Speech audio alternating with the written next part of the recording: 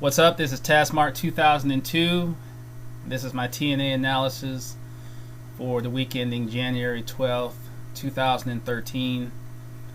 This past TNA Impact on Thursday.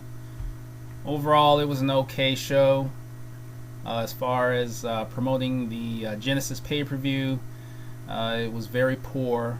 There was very little focus on promoting the pay-per-view, and considering the fact that TNA has scaled back their live pay-per-views from 12 to 4, you would think that they would have put a lot more into promoting this one, since this is the first of only 4 live pay-per-views.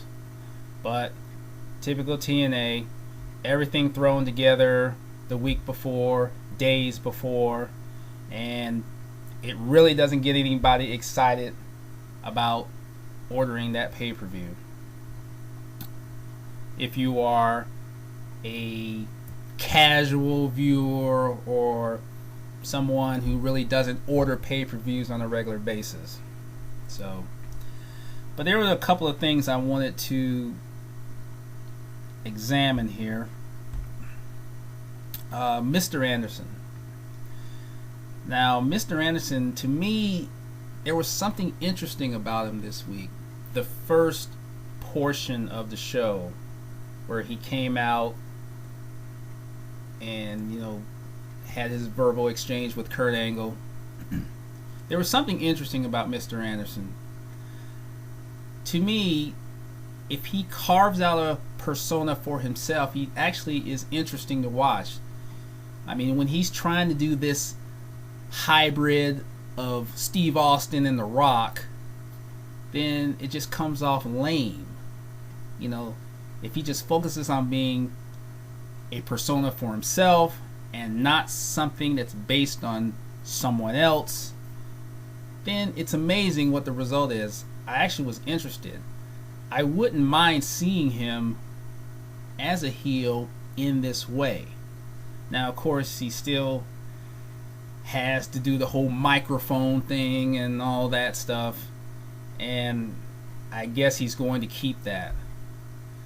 But I would just try to maybe tone that down just a little bit and kind of bring out something else there. Something that will not have people remind themselves that, oh, this guy's just trying to be Steve Austin, he's trying to be The Rock, and he's creating this hybrid of the two. But we'll see what happens there, because as far as him being affiliated with Aces and Eights, some people have said that, well, this is just a ruse, he's really not with them, etc. But we'll see what happens. Now, Brooke Tessmacher was in a mixed tag team match, which pretty much sucked. She teamed up with Robbie T, or Rob Terry, I prefer to refer to him as, against Tara and Jesse. The thing about Brooke Tessmacher is, you can see over the last couple of years that she has tried to become an effective wrestler. I mean, over the last 2 years, I would say, you've seen her expand her repertoire. Belly to back suplexes, elbow over the top rope. I actually watched a match of her on YouTube just the other day when she wrestled against Gail Kim last year, and she did this elbow off the top rope, which was incredible. It was very good. It's just that, in this match, the booty shaking and the crotch rubbing. Look, we all know she's hot. And to me, she just really doesn't need to do this, because it really doesn't set herself apart. It just makes her look like the average WWE chick. Leave those things for someone who needs to do that because they have nothing else to offer, like Velvet Sky, for instance. See, Velvet Sky only has 2 highlights about her when she comes to the ring. her little ass shake on one knee on the ring apron, and then when she straddles the middle rope with her ass up in the air. After that point, nothing. That's all there is about Velvet Sky, because she's got nothing else to offer. But Brooke Tessmacher, I really feel she wants to be taken seriously as a professional wrestler. And yes, she has improved since, 2009 when she first came to TNA. And it just seems to me that, the gratuitous stuff is just really not needed. She doesn't need to do those extra things to display her sexuality. We all see that. And it's going to make her appeal more to the actual wrestling fan than just simply saying, oh wow, she's really hot. Well, we already know that. Now let's see her wrestle. And I'm not saying that she totally sucks, even though some people think that she botches a lot, and she does. But she could be so much better. That's all I'm saying. The gut check match between Brian Cage and Jay Bradley was actually very interesting to me. I don't know much about Jay Bradley, who won the match, but to me, what impressed me about him was that it felt like a traditional heel. Someone who embraces being booed. That's the sense I got from him. I'm not saying that was the complete definition about him, but I sensed that. This is a guy that embraces being booed by the fans, and just watching him wrestle, he displayed all those heel attributes that you like seeing in someone. He wasn't trying to be the cool heel that everybody wants to be today, it seems. Somebody who wants to be booed and wants to be jeered at. And it'll be interesting to see if he gets a contract. I don't know if he's going to get a roster contract. They'll probably send him down to OVW, but we'll see what happens there. But I was impressed with him. Rude and Aries. Oh, wait a minute. I don't know why I have Joseph Park written down here, because that doesn't interest me at all. There's nothing interesting about this. The whole character sucks. Just bring back Abyss, and don't give him the mind of a child. Just let the guy be a bruising monster. And enough with this Joseph Park crap. I don't know why I have that written down. But what I was going to talk about is Robert Roode and Austin Aries.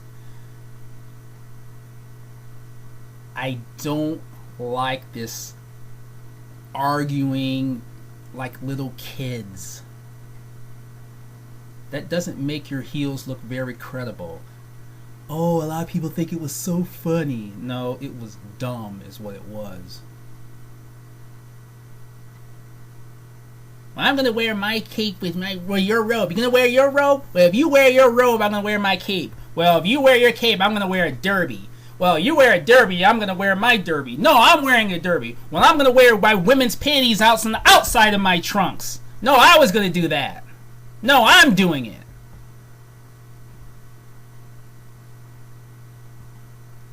These are the top two heels in your company, TNA.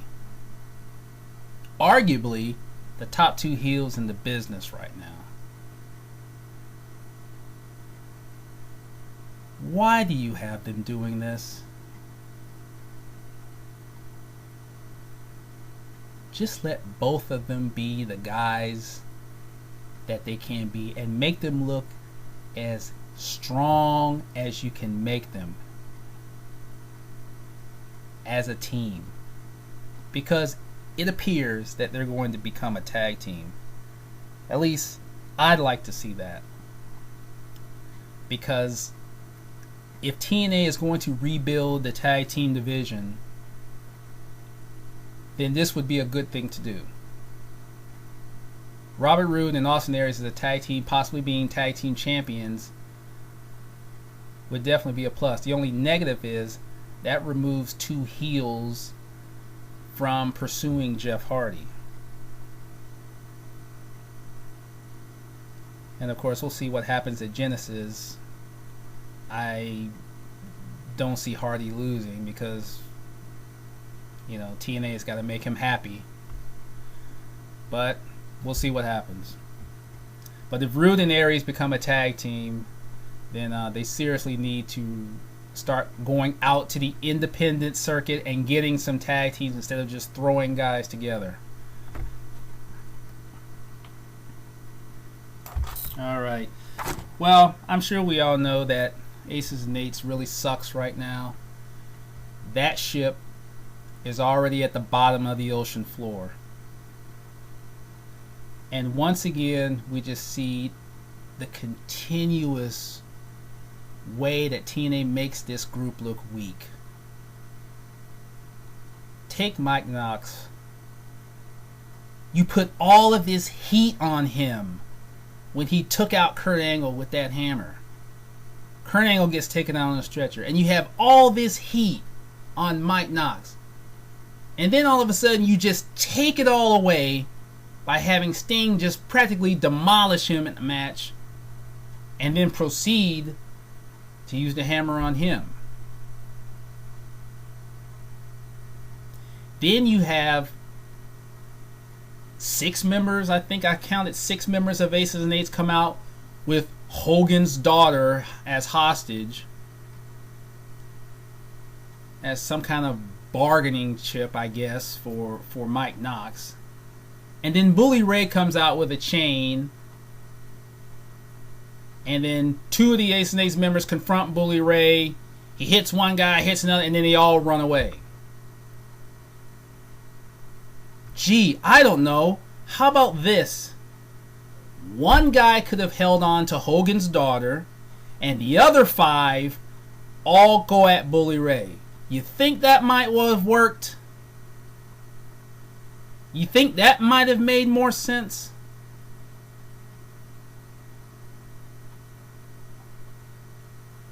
Nobody cares about this group anymore. It's because every week, every confrontation, or every near confrontation, or every attack, they get chased off.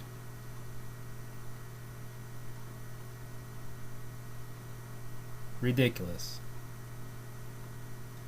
I'm not going to waste my time talking about how Impact ended. I'm not going to waste a breath. But I will say this. TNA is never going to progress as a company as long as Hogan just continues to make things about himself. I know Dixie has been brainwashed to the point where she will buy into anything that Hogan tells her. And as long as that continues, this company is never going to progress. It doesn't matter who you bring in. It doesn't matter how great the matches are. It's always going to be certain individuals in that company that are going to keep this company from being competitive with the WWE.